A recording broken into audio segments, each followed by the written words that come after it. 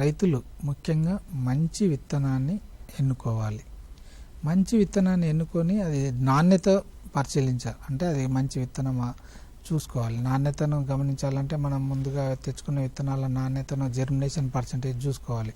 ఒక 10 గింజలు లేకపోతే ఒక పిడికెడు గింజలు ఒక బట్టలా కట్టి పెట్టి కూడా మనం ఇంట్లో కామన్గా చేసుకునే విత్తనాలను కట్టి ఆ మొలక శాతం పరీక్షించుకోవాలి.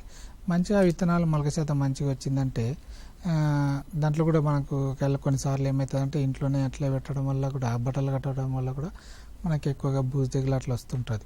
కాబట్టి మనం ఏంటంటే తప్పనిసరిగా మొలక శాతం పరీక్షించి నాణ్యత, పంట నాణ్యత, మొక్క యొక్క విత్తన నాణ్యతను చూసుకొని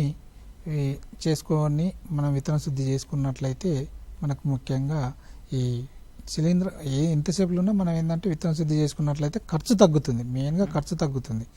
తక్కువ ఖర్చుతోనే విత్తన శుద్ధి మనం పంటను ఒక లేత దశలో 20 నుంచి 30 రోజుల వరకు మనం పంటను కాపాడుకున్నట్లయితే రసం పీల్చే పురుగుల నుంచి కానీ శిలీంధ్రాలతో ఆశించే తెగుళ్ళ నుంచి మనము కాపాడుకున్నట్లయితే తప్పనిసరిగా మనము ఎక్కువగా ఈ తెగుళ్ళ బారి నుండి పంటను అనేది రక్షించుకోవచ్చు.